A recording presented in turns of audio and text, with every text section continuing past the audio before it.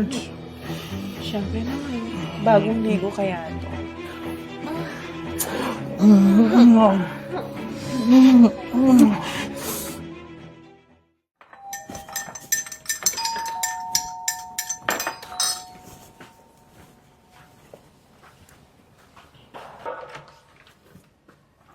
Oh! Kanina ko pa hinihintay Tagal nyo! Tay, magandang gabi po. Kawahan kayo ng Diyos. Kawahan kayo ng Diyos. Oh, buti naman at naisipan nyo dito na tumira. Oo tay.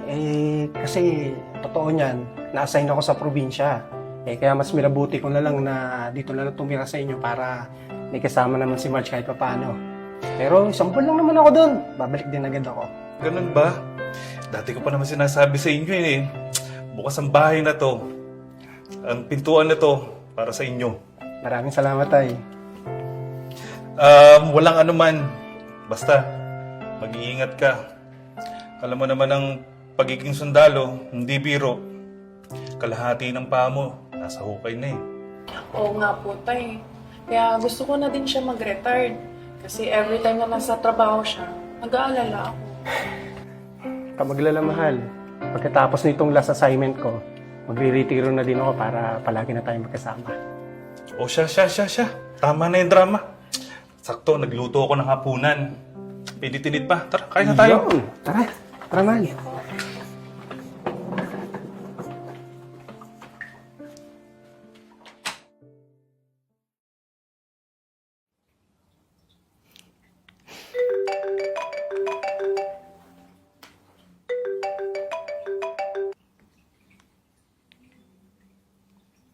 Hello?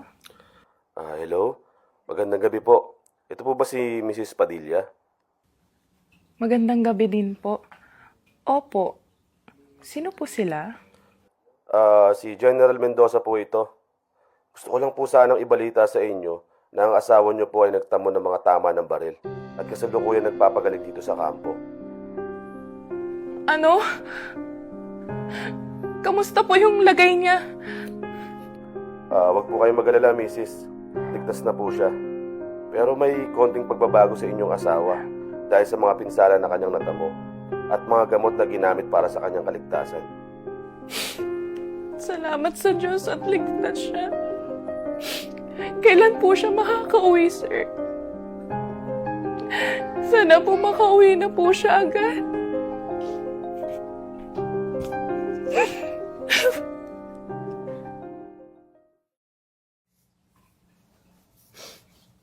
Mahal, salamat sa Diyos at ligtas ka. Oo, nak. Laki ng pasalamat ko sa Diyos. At buhay ka. Kumusta naman ang pakiramdam mo?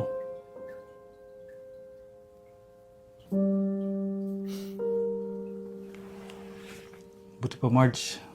Pagpahingayin mo muna si Mara sa kwarto. Sige po, tay. Mahal, tara sa kwarto at magpahinga ka na.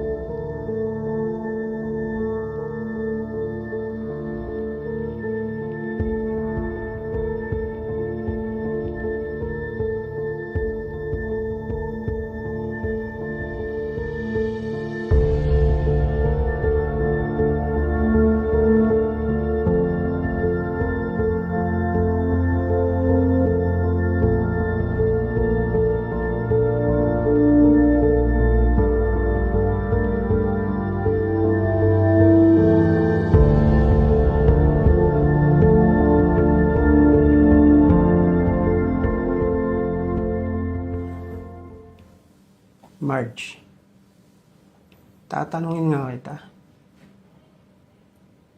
May relasyon ba kayo ng tatay ko? Anong pinagsasabi mo, Maki? Nababaliw ka na ba? Nakuha mo pang magsinungaling? Nakita ko kayo ng tatay ko. Naglalampungan kayo.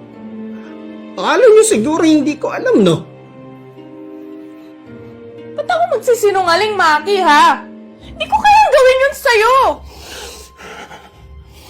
Tandaan mo to, Marge. Pag nahuli ko pa kayo, may kalalagyan kayo sa aking dalawa. Tandaan mo yan.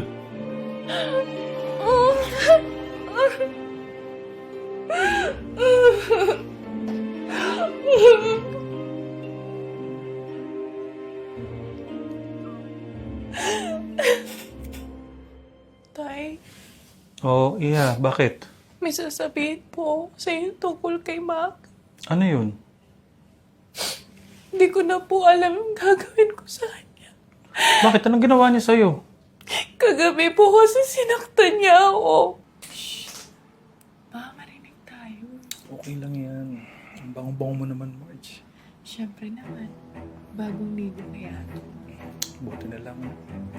Nadisgrasya si Maki. Hindi natin magagawa ito. Dito ba? Sakit ko na ba dito ba? Gusto mo ba? Magkakago kayo.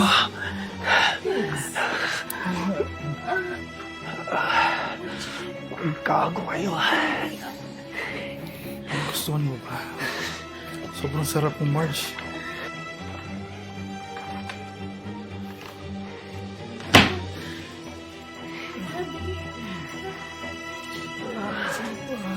Kulang pa to. Gigigil ako.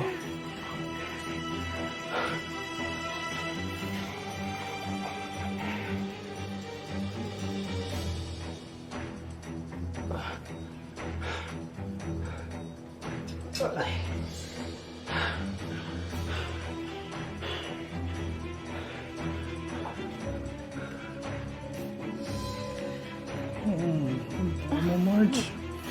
Siyempre naman, bagong ligo kaya to.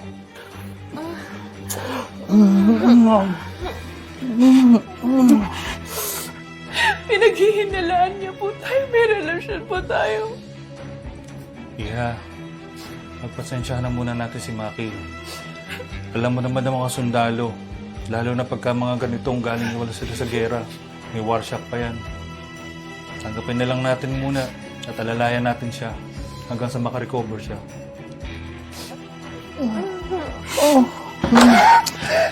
Walang yan kayo! Bakit na? Ano gagawin mo? Mahal!